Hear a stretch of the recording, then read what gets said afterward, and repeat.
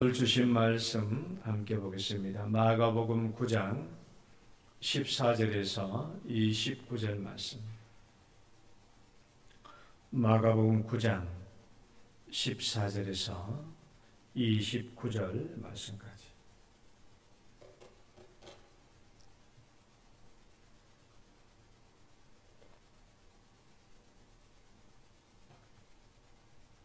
마가복음 9장 14절부터 교독합니다. 이에 그들이 제자들에게 와서 보니 큰 무리가 그들을 둘러싸고 서기관들이 그들과 더불어 변론하고 있더라.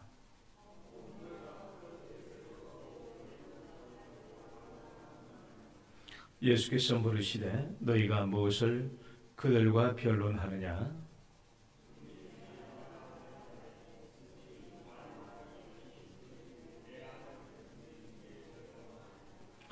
귀신이 어디서든지 그를 잡으면 거꾸러져 거품을 흘리며 이를 갈며 그리고 파리해지는지라.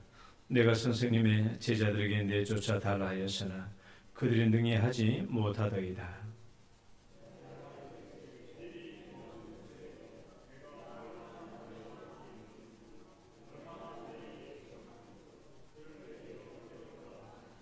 이에 데리고 오니 귀신이 예수를 보고 곧 그 아이로 심히 경련을 일으키게 하는지라. 그가 땅에 엎드러져 구르며 거품을 흘리더라.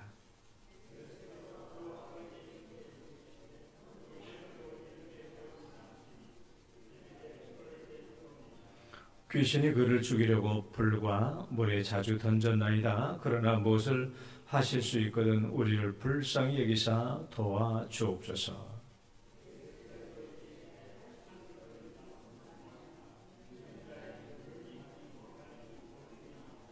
곧 그 아이의 아버지가 소리를 질러 이르되 내가 믿나이다. 나의 믿음 없는 것을 도와주소서 하더라.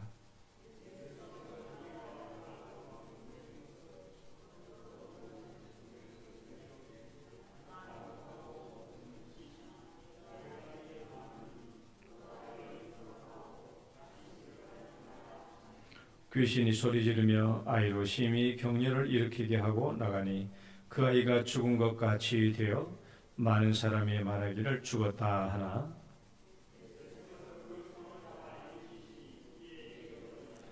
집에 들어가심에 제자들이 조용히 묻자오되 우리는 어찌하여 능히 그 귀신을 쫓아내지 못하였나이까. 이르시되 기도 외에 다른 것으로는 이런 종류가 나갈 수 없느니라 하시니라. 하나님 아버지, 오늘도 우리에게 일용할 양식을 베풀어 주심을 감사합니다.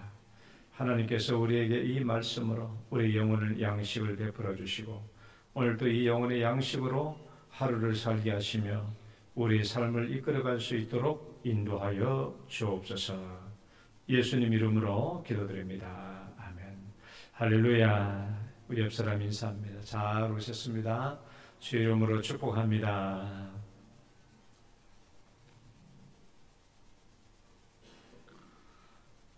저는 2주간 동안에 기도원에 잘 갔다 왔습니다.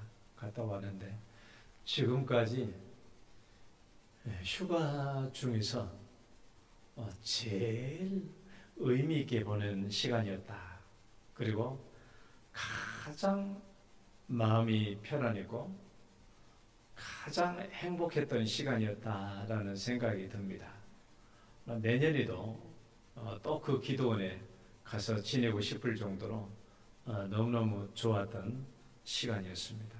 또 여러분들이 여러모로 잘 배려해 주셔서 잘 갔다 오게 되었습니다. 자, 여러분은 생일날 어떻게 지내시나요? 여러분 생일날 어떻게 지내요? 자녀들이 잘 차려주기도 하고 또 가족들이 어떻게 해주기도 하고 그러겠죠. 난 아직도 우리 어머니를 존경하는 이유 중에 하나는 우리가 7남매인데 그 자식 7명의 생일을 다 기억하고 있더라고요. 엄마니까 그러겠지라고 생각될지 모르겠지만은 이제 딸들이 시 다 가버리고 자식들도 다 육지에 나가서 독립생활을 해도 내가 막내니까 시골에 섬에서 같이 어머니랑 지내다 보면 어머니가 하시는 말씀을 해요. 오늘이 누구 생일인데,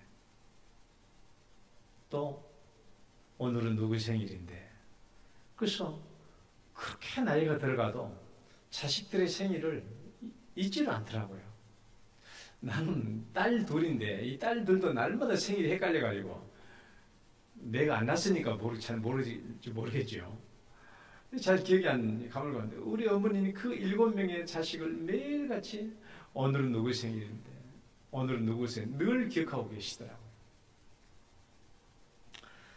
제가 초등학교 때는 우리 어머니가 내 생일이면 뭘 해주셨냐 그러면, 우리 시골에서 이렇게 부엌에 이제 불을 떼서 밥을 하잖아요. 밥솥에 밥을 하면은 우리가 시골에 정미소를 가보면 보리쌀로 만들잖아요. 보리를 가면 계속 이렇게 깎아가지고 몇 번씩 3번인가 이렇게 정미를 돌려요. 깎아가지고 이제 하얀 보리쌀이 되잖아요. 그때 마지막 3번째를 깎을 때 그 곁가루가 가장 부드러운 부분이 나와요.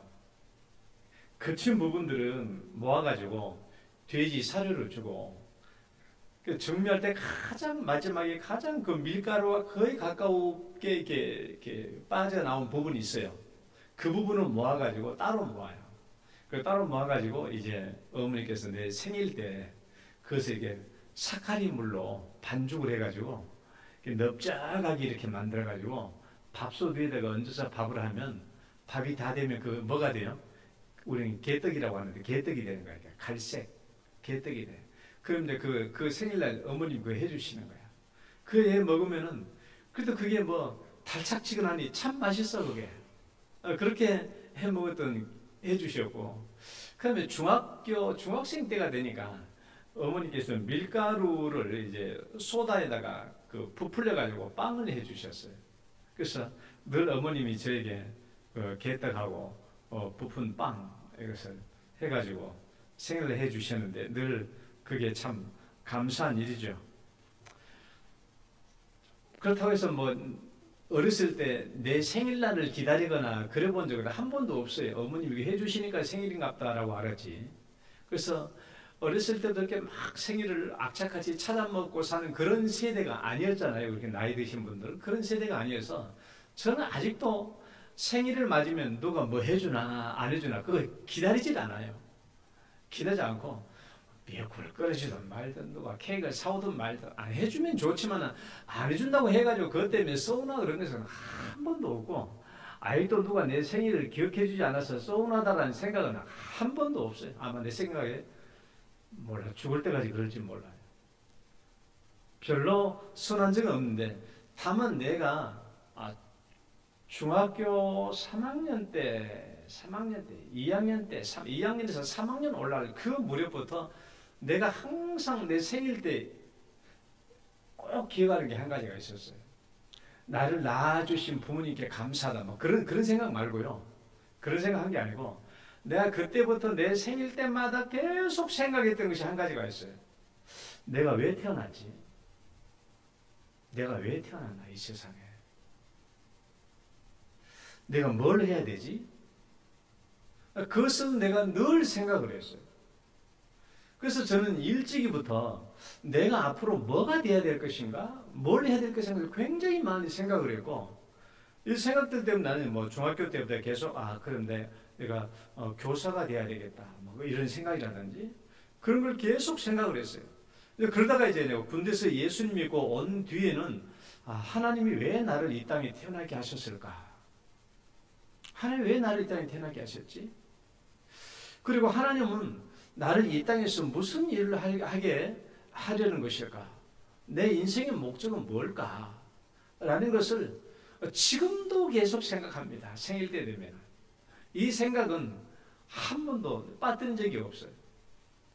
그러니까 누가 뭘 나한테 생일날 해주시면 참 감사하죠. 그러나 그 생각보다도 왜 하나님이 나를 이 땅에 태어나게 하셨을까? 내가 이 땅에서 무슨 일을 해야 되지? 이 일은 한 번도 내가 잊어본 적이 없다. 사람도 이 땅에 태어났을 때 하나님께서 이 땅에 태어나게 하신 목적이 있지 않았겠어요? 하물며 여러분 오늘 우리 영도교회 보세요. 영도교회 오늘 57주년이에요. 그러니까 1968년 9월 15일 날 영도교회가 첫 예배를 드리고 이제 우리가 57주년째 맞이하는 날입니다. 사람도 하나님께서 창조하실 때 분명한 목적이 있죠. 있다면 여러분 하나님의 교회를 이 땅에 세우는데 분명한 목적과 사명이 없을 수가 없죠. 그래서 우리는 우리 교회를 세워가는 기간 동안에 우리 교회에 주신 사명과 목적이 무엇인가? 물론 이 땅에 세우신 모든 교회의 사명의 공통적인 부분은 복음의 전파입니다. 나머지 부분도 독특한 교회마다 독특한 사역을 해나가는 게 있겠지만은 모든 교회마다 공통적인 사명이라고 한다면 복음 전파죠. 그러니까 교회에게 주어진 가장 우선적인 사명은 복음 전파에 있는 것입니다. 그래서 예수님도 이것을 우리에게 지상 대명령으로 주셨던 것이죠. 이제 우리가 하반기 11월 9일 날 119 새생명 초청주일날이 이제 다가옵니다.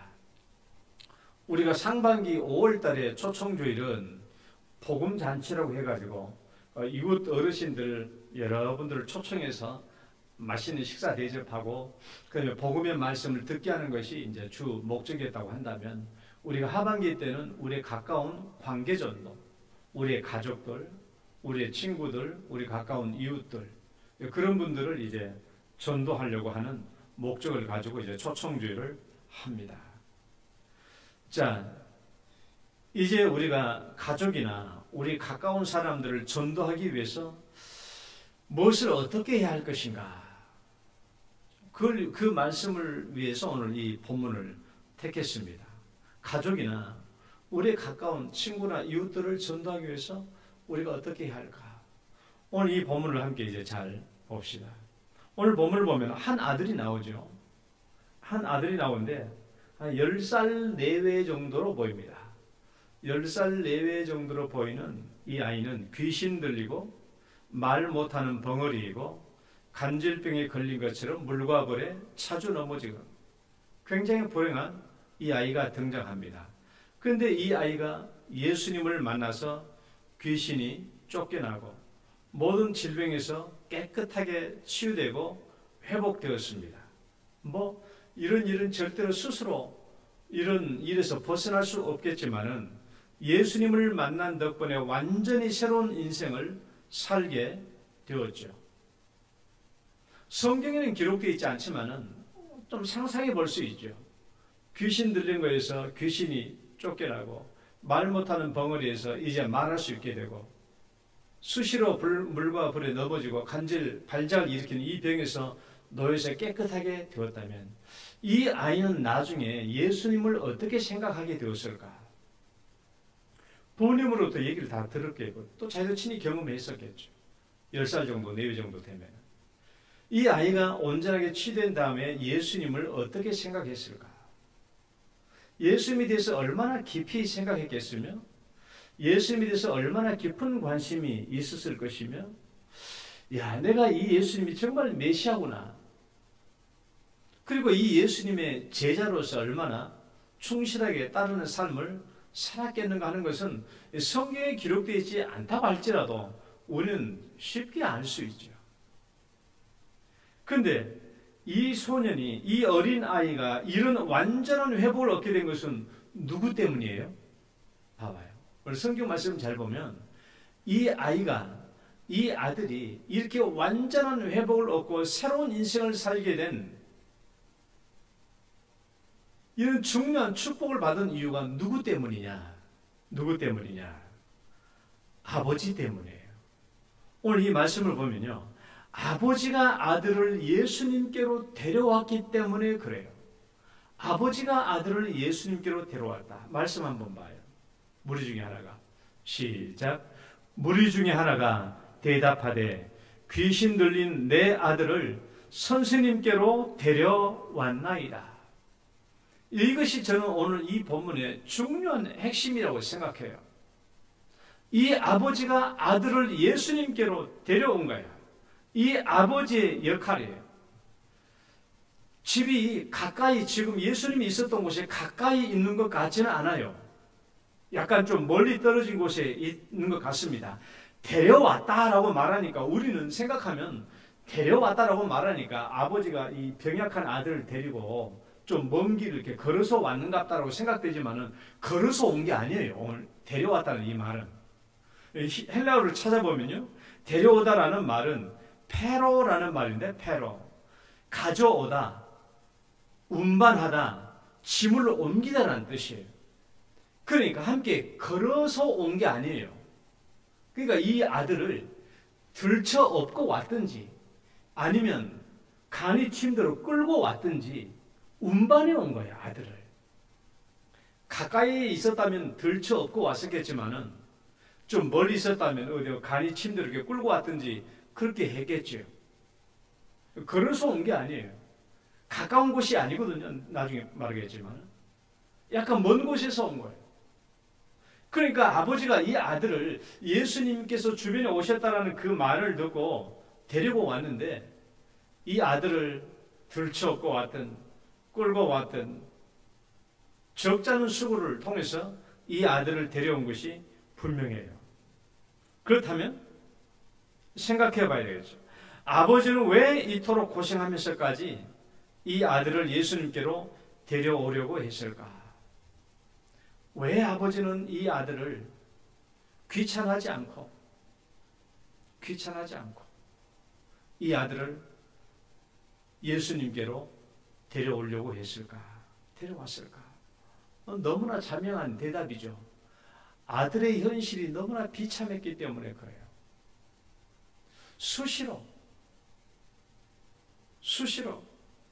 간증 발작을 일으키고, 불 때는 그 불만 보고도 넘어지고, 물을 보고도 넘어지고 발작을 일으키고, 이런 모습을 봤을 때 아버지는 얼마나 절망했겠어요? 자, 이 말씀을 다시 봐봐요. 귀신이 어디서든지, 시작. 귀신이 어디서든지 그를 잡으면 거꾸로져 거품을 흘리며 이를 갈며 그리고 파리해지는지라. 귀신이 그를 죽이려고 불과 물에 자주 던져나이다. 여러분, 이런 모습을 볼 때마다 아버지는 얼마나 절망적이었겠어요? 회복되지 않으니까. 어제 저녁에도 내가 어떤 우리 교회 성도님 아니지만 우리 교회 장로님의, 돌아가신 장로님 권사님의 자녀분하고 통화하다가 사모님이 1년 넘도록 병이 나질 않는 거예요. 계속 병원 다녀도 차도가 없고, 그러니까 마음이 절망이 오죠. 절망이에요. 목사님 어떻게 하면 좋을까요? 절망이 오는 거예요. 더 심각한 이 아들의 상황을 봤으니까 얼마나 아버지가 이 모습을 볼 때마다 절망했겠어요. 얼마나 비참했겠어요. 옆집 아이들은 그렇게 나가서 뛰고 놀고 달리다니고 회당에 가서 공부도 하고 직업교육도 받고 이렇게 열심히 살고 잘 자라고 있는데 우리 아들은 이렇게 됐으니까 얼마나 비참하고 절망적이에요. 이런 일들 하루에 몇 번씩에도 경험이 되니까 얼마나 비참했겠습니까? 아마 예수님을 만나기 전에도 이 아버지는 어떻게든 자기 아들을 고쳐보려고 백방으로 노력했을 거예요. 분명히 의원들을 찾아보기도 하고. 그러나 백약이 무효했죠. 그런데 마침 멀지 않은 곳에 예수님이 왔다는 소식을 들은 거예요. 그래서 기회는 이때다 싶어가지고 아들을 들쳐업든지 간이 침대로 끌고 왔든지 간에 이 아들을 데리고 예수님께로 데려왔던 거예요. 그렇죠. 뭐냐 그러면 이 아들에 대한 비참한 현실이 이 아들을 예수님께로 데리고 오게 했다는 거예요. 이 아들에 대한 비참한 현실 인식이 이 자식을 예수님께로 내가 데리고 가야 되겠다는 그 마음이 간절하게 들게 했던 것이죠. 그것이 바로 뭡니까? 이 아들로 하여금 예수님을 만나서 새로운 인생을 살게 되는 결정적 기회가 되었던 거예요. 아들에 대한 비참한 현실 인식이에요. 전 이걸 굉장히 중요하게 생각합니다. 여러분, 우리 가족들의, 우리 불신 가족들, 불신 친구들에 대해서 여러분 어떤 현실 인식을 가지고 있습니까? 우리 불신 아버지, 불신 아내, 불신 형제자매에 대해서 여러분 어떤 생각을 가지고 있어요? 어떤 현실 인식을 가지고 있습니까? 우리 아버지는 직장도 잘 나가시고 건강도 좋으시고 또 사람들보다 잘 지내고 인간관계도 좋고 가정생활도 충실하시고 다만 예수를 안 믿어서 그렇지 나머지는 다 좋으신 분입니다. 이것이 우리 불신 가족들에 대한 현실 인식이에요. 우리 불신 가족들에 대한 현실 인식이 비참하거나 그런 게 아니에요. 예수만 안 믿었지 나머지는 다 좋다라는 거예요. 다 좋아. 그렇잖아요. 다 좋다. 몸도 좋지, 병도 없지, 잘 살고 잘 먹고 있지, 친구 관계도 좋지, 다 좋아. 예수만 안 믿을 뿐이지. 우리가 가지고 있는 현실 인식이 그래요. 그러니까 여러분, 이런 현실 인식이 우리에게 어떤 전도의 영향을 미치냐 그러면 천천히 전도해도 되지 천천히 전도해도 되지. 나중에 전도해도 되지. 이번이 아니면 다음번에 또 기회가 있을 거야. 라는 생각을 하게 되는 거예요. 그렇기 때문에 오히려 상대방의 눈치를 보게 됩니다. 전도에 대한 절박감은 없어집니다. 이런 전도는 항상 실패할 수밖에 없는 거예요. 이런 교회 안 나오는 우리의 가족들 정말 괜찮은가 생각해 봐요. 교회 안 나오는 예수 안 믿고 있는 우리 가족들 괜찮은가? 귀신도 안 들렸고 벙어리도 아니고 말도 잘하고 간질병도 없고 건강하니까 여러분 우리 가족 괜찮은 것 같습니까? 그러나 실상은요, 오늘 본문에 있는 이 아들보다 훨씬 더 비참한 사람이에요. 다시 말씀드리지만은 오늘 교회에 안 나오고 있는 우리 가족들, 오늘 여기 본문에 나와 있는 이 아들보다 훨씬 더 비참한 사람이에요. 왜 그런가 하면은 이런 육신의 비참함 속에 있다면 차라리 예수님께로 데리고 올 수 있는 전도에 대한 기회, 예수님께로 데리고 올 수 있는 그런 마음이라도 생기는데 잘 먹고 잘 살고 있지, 아픈 것도 없지, 건강하지, 그러니까 다 평안하고 괜찮은 가운데 있으니까 예수님께로 간절하게 데리고 나와 있다는 그런 생각조차 들지 않는 거예요. 그것뿐만이 아닙니다. 여러분 오늘 본문에 나와 있는 이 아들은 귀신에 붙들려 있지만은 여러분 우리 믿지 않는 우리 가족들은 귀신에 들리지 않다고 할지라도 여전히 사탄의 지배를 받고요, 사탄의 영향을 받고 있는 사람들이에요. 여전히 사탄의 영향을 받고 있는 사람들입니다. 귀신은 안 들렸다고 할지라도 여전히 사탄의 지배에서 벗어나지 못하고 있는 사람들이에요.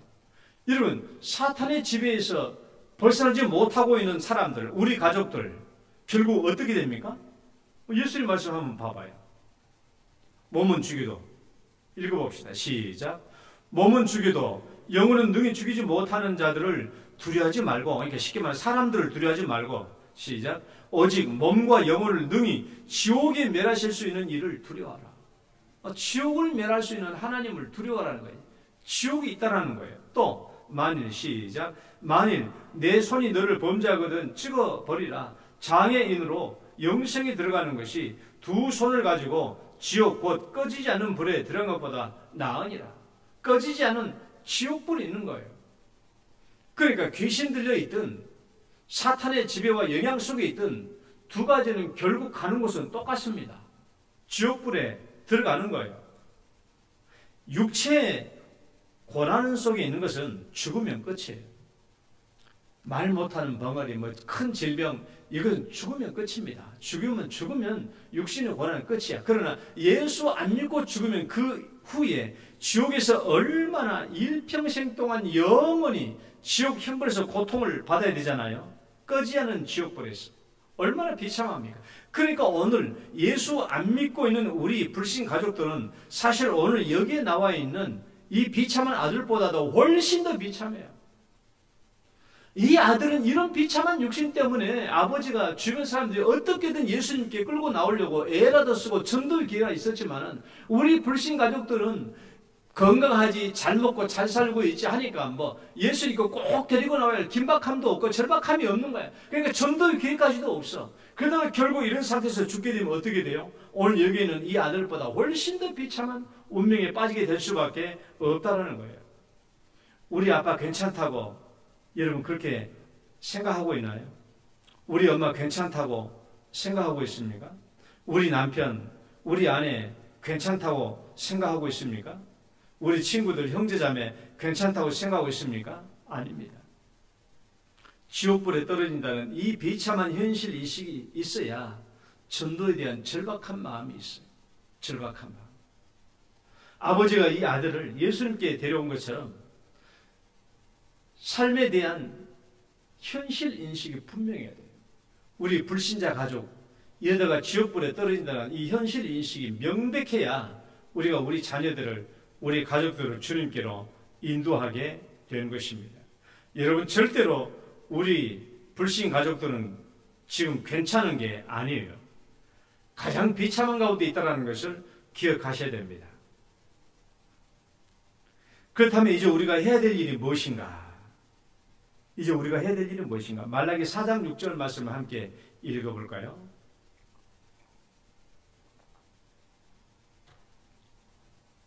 시작.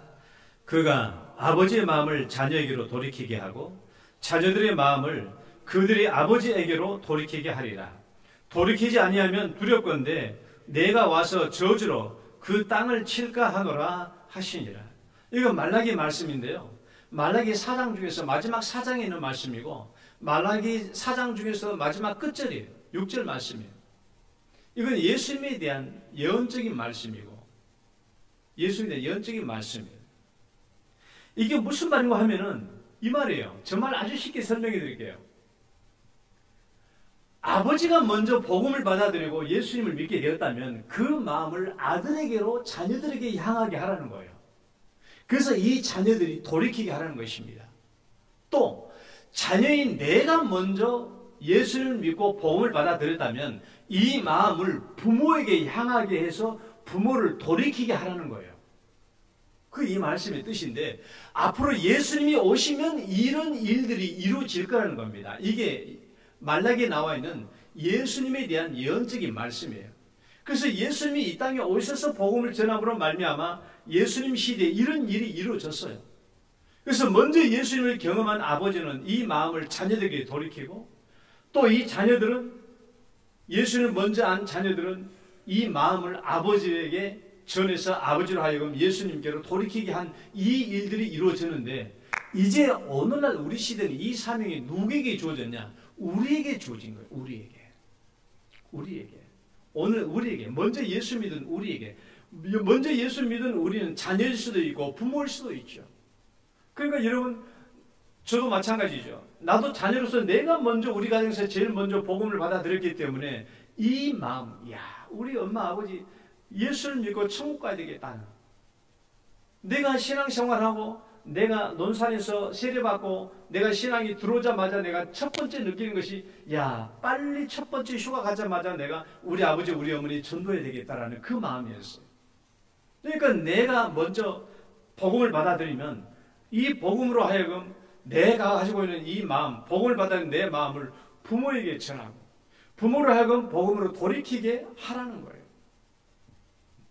또 우리 중에 부모인 우리가 먼저 복음을 받아들였다면 내가 이 복음을 받아들인 이 마음을 자녀들에게 향하게 하고 자녀들로 하여금 다시 복음으로 돌아오도록 하게 하라는 거예요. 그렇지 않으면 너에게 저주가 있을 것이다. 저주. 복음을 그렇게 향하게 했어도 돌이키게 하려고 했어도 그렇게 복음의 마음을 주었어도 불구하고 돌아오지 않으면 그 사람은 저주를 받죠. 지옥불에 떨어진 게 아니겠습니까? 그래서 우리가 해야 될 일이 무엇이냐 이 가운데서 이제 먼저 복음을 받아들인 우리가 해야 될 첫 번째 불쌍히 여기는 마음이에요. 따라해봐요. 불쌍히 여기는 마음. 믿지 않는 아직 예수 믿지 않은 우리 부모님, 우리 자녀, 우리 남편, 우리 아내를 불쌍히 여겨야 돼요. 왜 불쌍히 여겨야 돼요? 이들이 예수를 믿지 않고 죽으면 영원한 지옥불에 들어가기 때문에 불쌍히 여기라는 거예요. 불쌍히. 여러분 불쌍히 여겨야 됩니다. 여러분 불쌍히. 믿지 않은 가족들을요 불쌍히 여겨야 돼요. 이 사람 예수 믿지 않으면 언제 죽든지 죽으면 이거 영원한 지옥불로 떨어질 거예요. 영원한 지옥불. 불쌍히 여기다. 불쌍히. 불쌍히. 불쌍히. 그러니까 여러분이 얘기하셔야 돼요. 여러분이 믿지 않은 가족들이 예수를 믿지 않으면, 당신 예수 믿지 않으면 정말 이런 말 하기 쉬운 말은 아니지만은 당신 이 땅에 사는 동안 예수 믿고 죄 용서를 받지 않으면 당신 죽어서 영원한 지옥 형벌을 받습니다. 그런 말 하면 여러분의 남편이 뭐라 하겠어요? 뭐라 하겠어요? 몰라. 눈깔 뒤집어질지도 몰라요. 그럴지라도 해야 되는 거예요. 그럴지라도 해야 돼요. 진실되게 해야 돼. 진실되게. 불쌍히 얘기해야 돼. 불쌍히. 두 번째는요. 읽어봐요. 시작. 포기하지 않는 마음이에요. 이 아버지는요. 아들을 고치기 위해서 예수님께 나왔죠. 그 예수님은 안 계셔서 어디 갔어요? 바로 그 앞에 변화산에 올라갔거든요. 베드로, 야고보, 요한 세 제자를 데리고 변화산에 올라가서 모세와 엘리야를 만나고 있는 그 일을 하러 변화산에 올라갔어요. 그러니까 이 아버지가 맨 처음에 예수님 찾아왔을 때 예수님이 없어. 제자들 9명밖에 없었는데 이 제자들 9명에게 좀 고쳐달라고 하니까 이 제자들이 그냥 뭐 기도하고 어떻게 했는데 안 고쳐진 거야. 안 고쳐졌어. 어쩌면 실망했을 수 있겠죠. 실망하고 집으로 돌아갈 수도 있었겠죠. 돌아갈 수도 있어요. 그런데 이 아버지는 돌아가지 않았어. 돌아가는데 왜요? 예수님이 올 때까지 기다린 거예요. 여러분 변화산에 올라간 예수님이 올라갔다 금방 내려온 게 아닙니다. 누가복음 말씀을 보면요. 이튿날 산에서 내려오시니 큰 무리가 맞았어요. 누가복음 9장에는요. 예수님이 그 다음날에 내려왔어요. 산에서. 그러니까 이 아버지는 아들을 데리고 집으로 돌아간 게 아니라 그 빈들에서 하룻밤을 지낸 거야. 예수님이 올 때까지. 다른 사람들은 뭐 집이 가까이 온 사람들은 뭐 돌아가고 다 집으로 갔겠죠. 그러나 이 아버지는 좀 멀리서 왔기 때문에 집에 갔다 올 수 있는 형편이 안 돼서 계속 그 빈들에서 그냥 어디서 잤겠죠. 그리고 예수님이 오실 때까지 기다린 거예요. 왜? 이번 기회가 아니면 다시는 이 아들을 고칠 수 있는 기회가 없다는 것을 알았기 때문에. 이번 기회가 아니면, 따라해봐요. 이번 기회가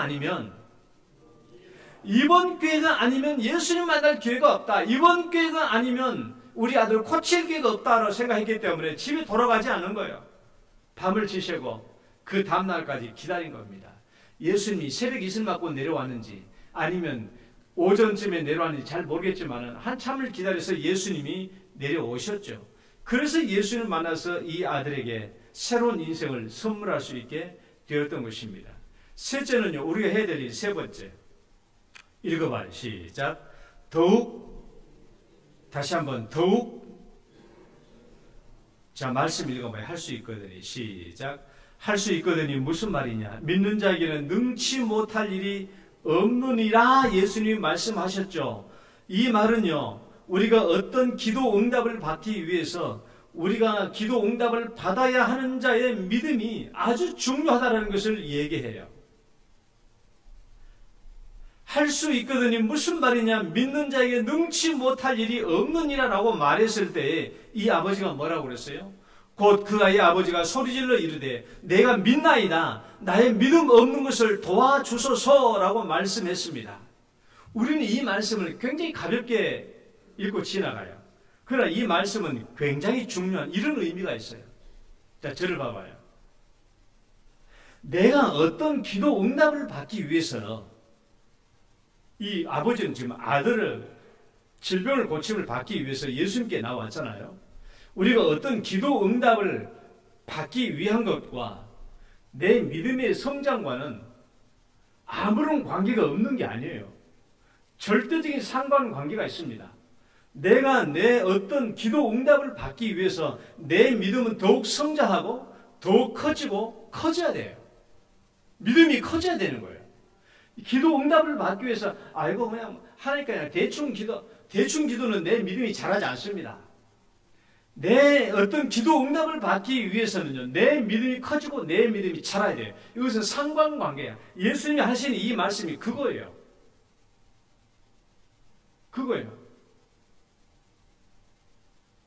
할 수 있거든요. 무슨 말이냐, 민장에 능치 못할 일이 없느니라고 했을 때 이 아버지가 하는 말이, 주여 내가 믿나이다. 내 믿음 없는 것을 도와주소서. 이 아버지는 자기의 믿음을 더 커지고 자기의 믿음이 더 성장하도록 애를 쓰는 거예요.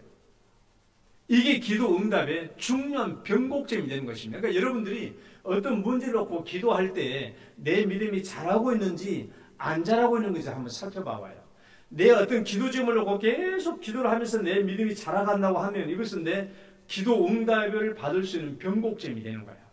기도 응답을 받을 수 있는 증거가 돼.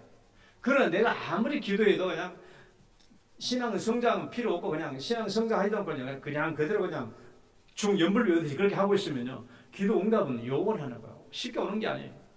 기도 응답과 내 믿음의 성장은 절대적인 상관관계가 있어요. 그래서 우리는 기도 응답을 받기 위해서는 내 믿음이 점점 커지고 내 믿음이 점점 자라가야 하는 것입니다. 이제 마지막 결론 들어가 봅시다. 자, 그렇다면 이 불신가족들을 전도하는데 예수님의 해결책은 무엇인가? 예수님께서 주신 해결책. 우리가 먼저 복음을 받았다면 우리가 먼저 해야 될 것은 불쌍히 여기고, 우리 가족들을 불쌍히 여기는 것. 불쌍히 여길 뿐만 아니라 우리가 우리 가족들을 예수님께로 인도해야 되겠지만, 이제 예수님이 우리에게 주신 굉장히 중요한 말씀을 한번 잘 봐봐요. 이게 14절 말씀이 나와 있는데 예수님이 우리에게 주신 이 해결책. 자, 앞에 보고 한번 읽어봅니다. 큰 무리가 시작.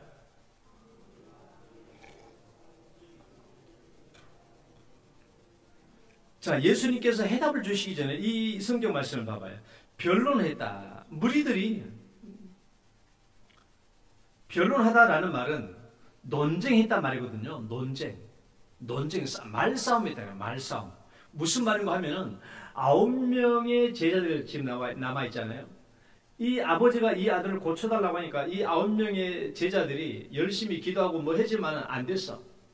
안 되니까 여기에 있는 온 무리들과 그리고 서기관들이 함께 이 9명의 제자들과 말싸움을 시작한 거야.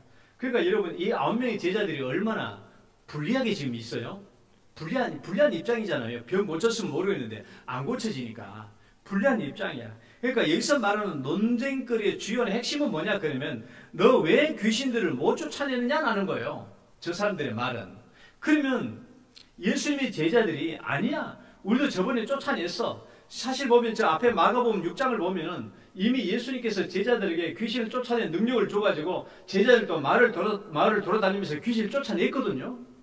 그런 경험이 있어요. 그러니까 제자들이 그렇게 아니야, 우리들도 저번에 귀신을 쫓아낸 적이 있어 라고 말하니까 이 사람이 또 묻게죠. 그럼 왜 지금 안 되는데? 이게 말싸움이 되는 거예요.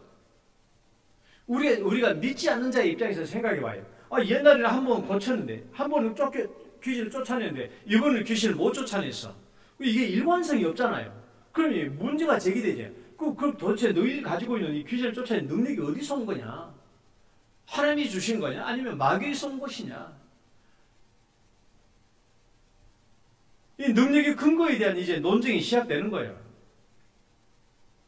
그래서 이 제자들이 궁극적으로 아마 이런 말을 했을 거예요. 그래, 우리는 못 고쳐도 우리 예수님 오시면 반드시 고친다. 그런 말씀을 했겠어요? 안 했겠어요? 했을 거야. 우리는 설사 못 고쳐도 예수님 오면 고칠 수 있을 거야. 그렇게 말했을 거예요. 제가 여기서 말하고 싶은 것은 아들의 병을 고치는데 이런 논쟁은 아무런 유익이 없다라는 거예요. 이런 논쟁거리는 여기서 이 본문에서 아들을 고치는데 아무런 유익이 없어. 논쟁거리는. 내가 왜 이 말을 하냐 그러면, 여러분, 우리가 가족들을 전도하는 복음 전도 현장에서 우리도 많은 내면세계 논쟁거리가 있어요. 무슨 논쟁거리냐? 하나님 언젠가 때가 되면 고쳐주시겠지만, 그때까지 기다리지. 때가 되면 고쳐주시겠지? 그런 생각을 하기도 해요. 아직은 때가 아닌갑다. 때가 아닌갑다. 또는 우리 아버지는 기적 같은 일이 벌어지지 않으면 절대 안 나올 거야. 그런 생각 많이 하잖아요. 기적 같은 역사가 일어나지 않으면 우리 아버지 안 돌아올 거야. 기적 같은 일을 보여주지 않으면 우리 가족 돌아오지 않을 거야. 그런 말을 하기도 하고, 아이고, 우리 아들은 지금 교회 가지고 말할 형편이 아닌 것 같아. 아무래도 우리 남편은 하나님이 택한 백성이 아닌 것 같아. 이런 것들이요, 우리 마음속에 있는 논쟁들이에요. 이런 논쟁들은 구원에 대해서 아무런 유익이 되지 않아요. 이런 논쟁들은 아무런 유익이 되지 않습니다. 대신 우리는 어디에 귀를 기울여야 되느냐? 예수님이 뭐라고 말씀하시는가에 귀를 기울여야 돼요. 우리는 어찌하여 능히 이 귀신을 쫓아내지 못하였습니까? 하고 물었을 때 예수님의 이 대답이 얼마나 놀라운가 한번 봐봐요. 예수님의 이 대답이 얼마나 놀라운가. 우리는 왜 귀신을 쫓아내지 못했습니까? 라고 물었을 때 예수님이 하셨던 이 대답이 얼마나 놀라운 대답인가. 나는 언뜻 이렇게 생각해요. 예수님, 우리는 왜 귀신을 쫓아내지 못했습니까? 라고 말했다고 한다면 아마 예수님은 이렇게 대답했을 것이라고 쉽게 예상될 수 있어요. 야 이놈들아, 내가 너희들하고 급수가 같은 줄 알아? 내가 너희들하고 급수가 같은 줄 알아? 너희들 벌써 잊었어? 나는 하나님 보내신 아들이야. 나는 너희와 급수가 달라. 여러분, 이렇게 말했을 수도 있죠.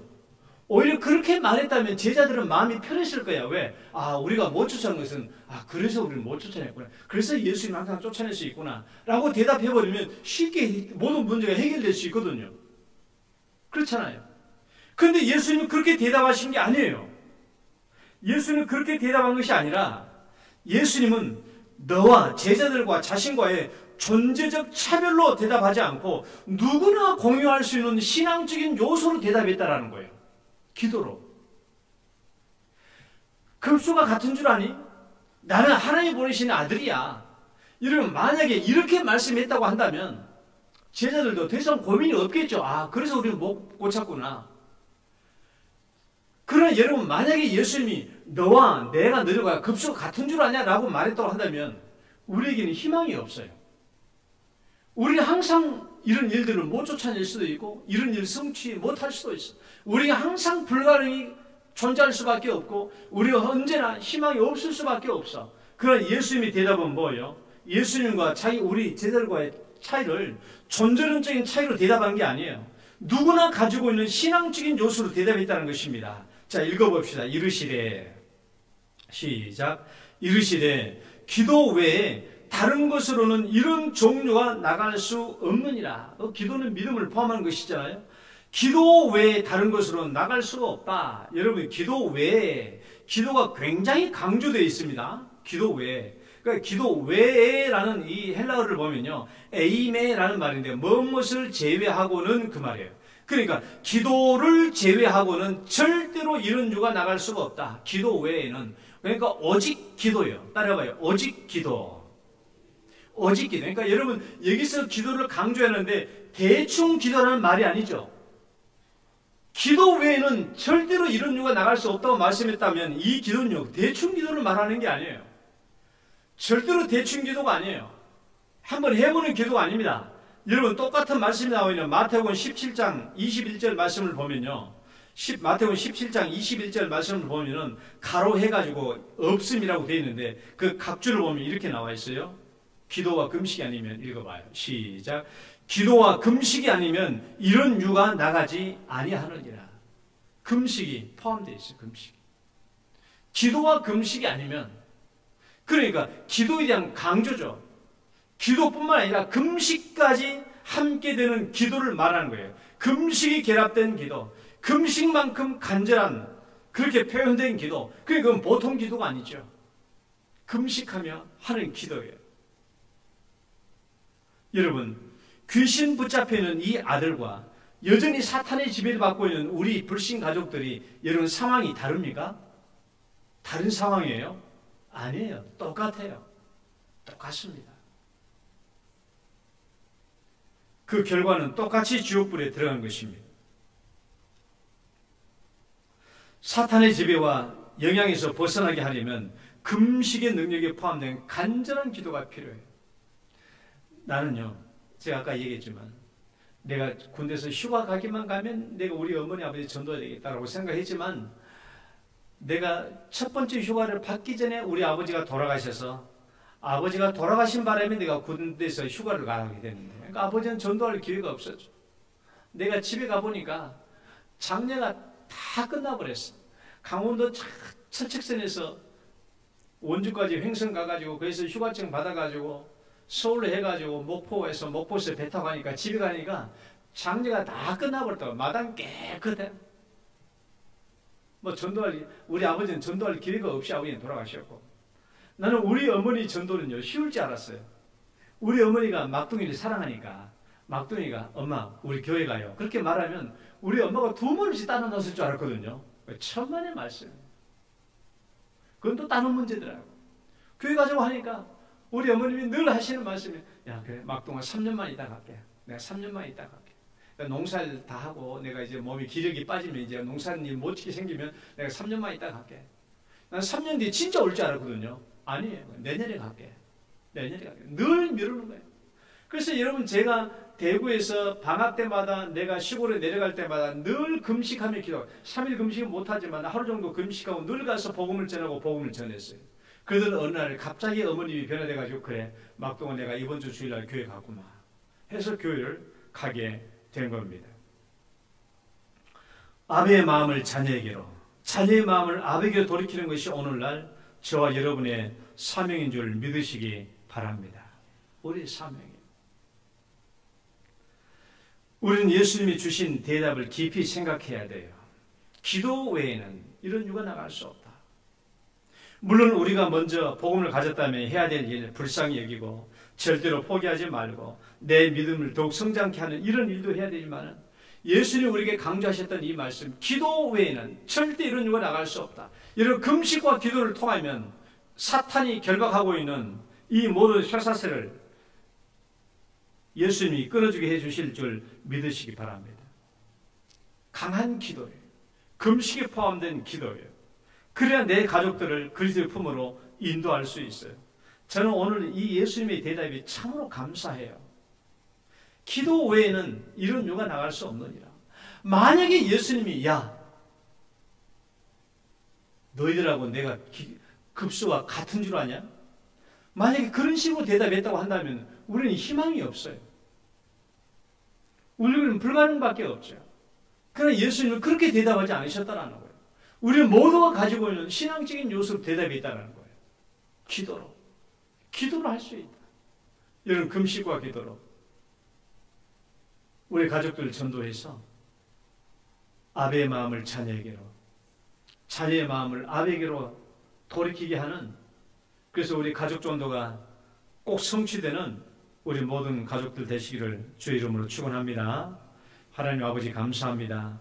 오늘도 주님께서 함께 해주셔서 이 하나님의 말씀을 살펴보았사오니 주님께서 인도해 주시고 우리 불신 가족들 하나님 불쌍히 여겨주셔서 그들의 영혼이 주 앞에 그리스도의 품으로 돌아올 수 있도록 인도하여 주옵소서.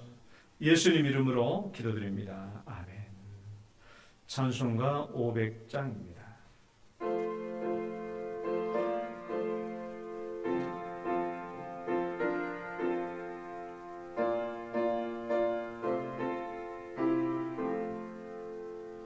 물 위에 생명줄 던지어라. 누가 저 형제를 구원하랴. 우리의 가까운 형제이니 이 생명줄 그 누가 던지려나. 생명줄 던져, 생명줄 던져, 물속에 빠져간다. 생명줄 던져, 생명줄 던져, 지금 건지어라. 너 빨리 생명줄 던지어라. 형제여 너 어찌 지체하나. 보아라 저 형제 빠져간다.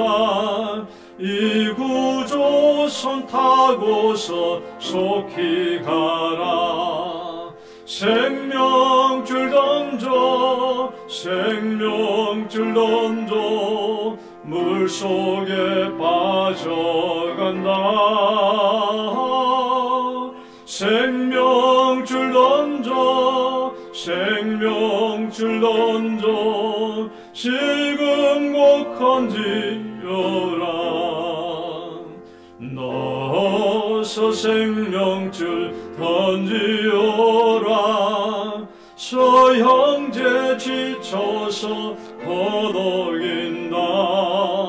시험과 근심에 거센 풍파 저 형제를 휩쓸어 몰아간다. 생명줄 던져 생명줄 던져 물속에 빠져간다. 생명줄 던져 생명줄 던져 지금 곧 건지어라. 위험한 풍파가 곧 지나고 건너편 언덕에 이르리니. 형제여 너 어찌 지체하나. 그 생명줄 던져서 구원하라.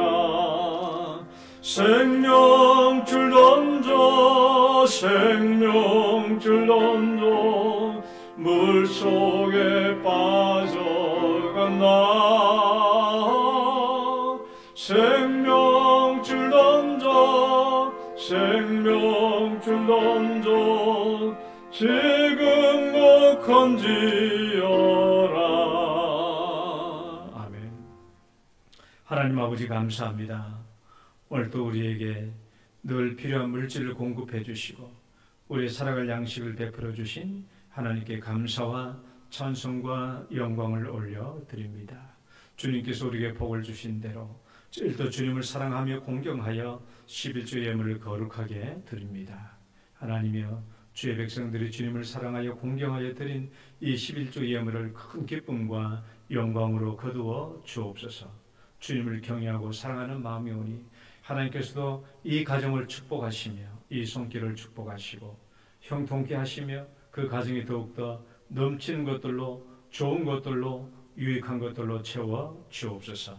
또 감사 예물 드립니다. 하나님 이 감사 예물도 주님 기쁘게 받아주시고 또 일천번제 예물도 기쁘게 받아주시며 그 기도에 응답하여 주옵소서. 선교 구제 건축 헌금 주일예배 모든 헌금 위에도 주님 기쁘게 받아주시며 각각의 제목대로 주의 영광이 나타나게 하여 주옵소서.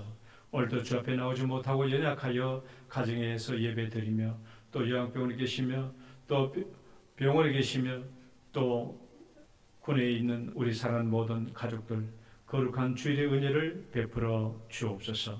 오늘도 머리 숙여 예배드린 사랑하는 모든 성도님들 위에도 은총을 베풀어 주시고 그들의 모든 기도가 응답되도록 축복하여 주옵소서. 예수님 이름으로 기도드립니다. 아멘.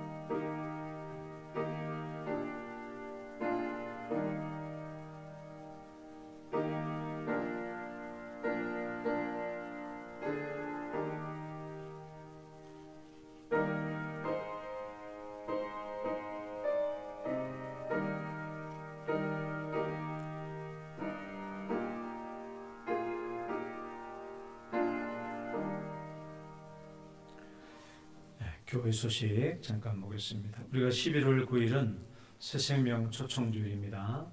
우리의 가족들을 위해서 전심으로 기도하시고 주님께로 인도할 수 있는 기회가 되시기를 바랍니다. 오늘 교회 설립 57주년 감사 예배로 드립니다. 오늘 오후는 헌신 예배 있습니다. 삼남사녀 연합 헌신 예배로 드리겠습니다. 강사로는 박경준 목사님 모셔서 말씀 전하시겠습니다. 오늘 2부 예배 후에 전도회 원례회 있겠습니다.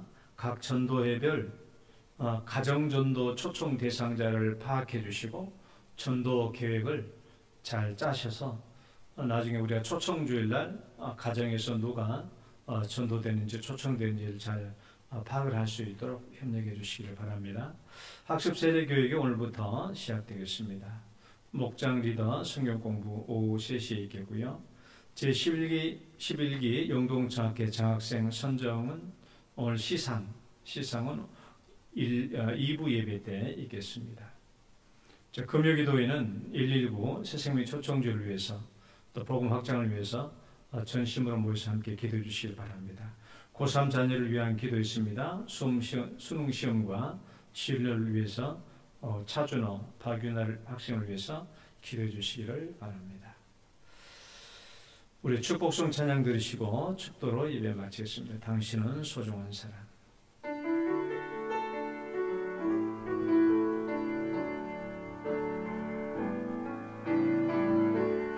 당신은 소중한 사람, 당신은 존귀한 사람,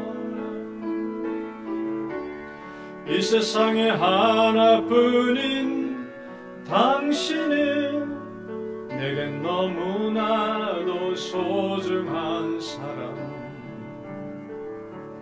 그런 당신을 사랑해요. 그런 당신을 축복해요. 사랑받기에 합당한 당신을 주의 이름으로 사랑함. 주 이름으로 축복합니다. 주의 이름으로 축복합니다.